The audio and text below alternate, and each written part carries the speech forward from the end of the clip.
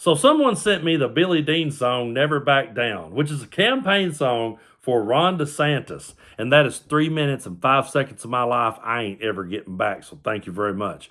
For those of you that don't remember, Billy Dean was a country singer back in the 90s. And the only song of his I can remember is the song I Miss Billy the Kid, which I got to be honest, I liked that song back when it came out. Now, I don't know if Billy Dean is any relation to the Jimmy Dean sausage dude. All I know is that I've been a musician for 25 years, and I have played countless shows, and I have took countless requests, most of which was Mustang Sally, but that's beside the point. I have never in my entire music life had anyone walk up to me and ask me for a Billy Dean song. I've talked to countless musicians about who inspired them to sing a song or write a song or start a country band and go down to the VFW and play a gig, and I have never heard anyone say Billy Dean. And for all the people out there that loves 90s country music and can sit and talk about Alan Jackson and Travis Tritt and Clint Black and Garth Brooks and Tracy Lawrence and Tracy Byrd and Aaron Tippin and Joe Diffie and Wade Hayes and all those people, I have never heard anyone mention Billy Dean. But he's back and he's singing campaign songs for Ron DeSantis. My question right here is, who is his manager? Who told him this would be a good career move? Who told him this is a good idea for a comeback? You want to make a comeback? Let's go out here and back a horse that ain't even in the race.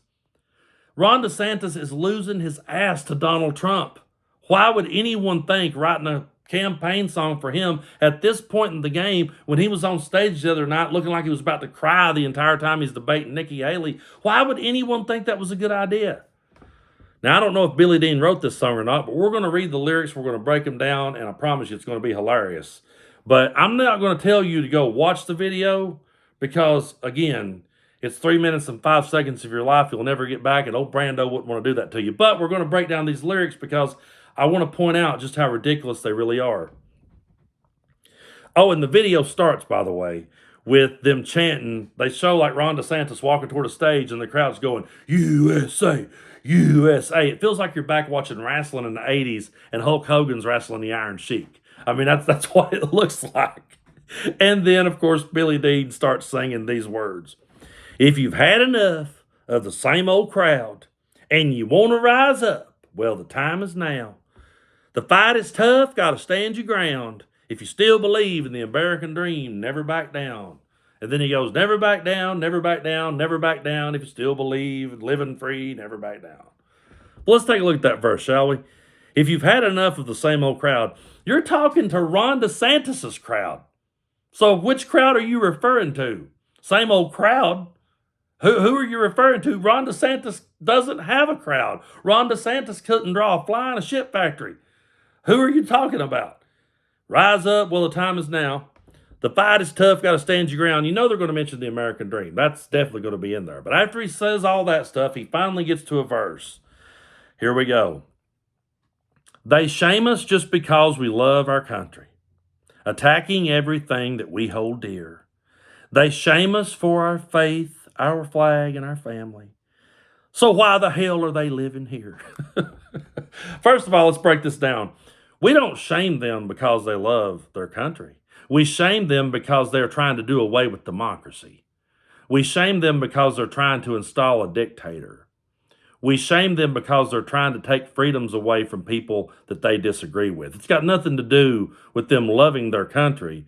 It's with them trying to hijack everything that our founding fathers put in place. And as far as attacking everything that they hold dear, when have we attacked what they hold dear? When have we took away rights from women? When have we took away gay and trans rights? When have we tried to trample on people that we disagreed with?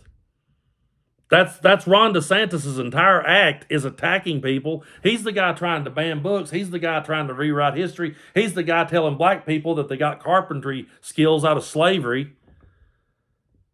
And they shame us for our faith. We don't shame them for their faith. We shame them for the fact that they try to use their faith to dictate government. We don't believe your faith should be able to control other people's lives. And your flag, which flag? Is it the American flag? Is it the Trump flag? Is it Don't Tread on Me? Is it the Confederate flag? Because I remember on January 6th, I saw a whole bunch of flags. There was more Trump flags and Confederate flags than there were American flags. It was ridiculous. So which flag are you referring to?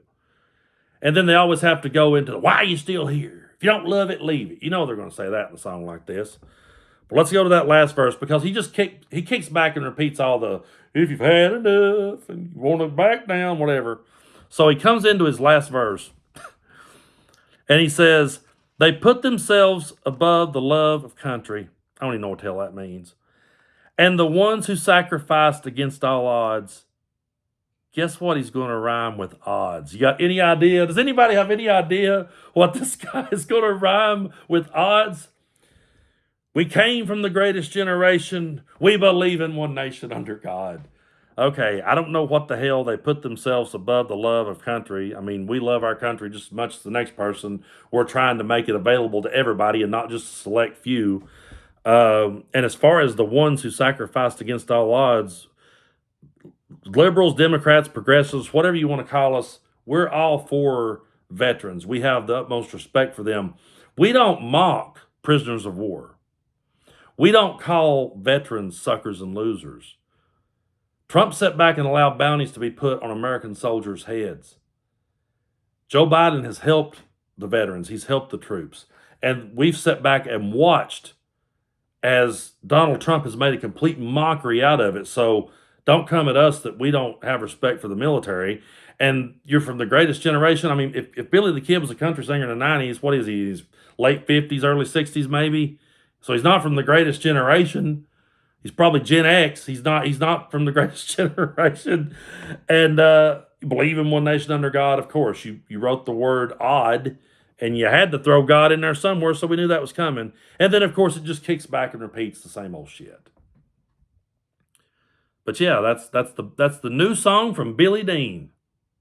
You know, again, who's his manager? Who told him that was a good idea? I mean, trust me, I would be poking just as much fun at him if he wrote a song about and sang a song about Trump.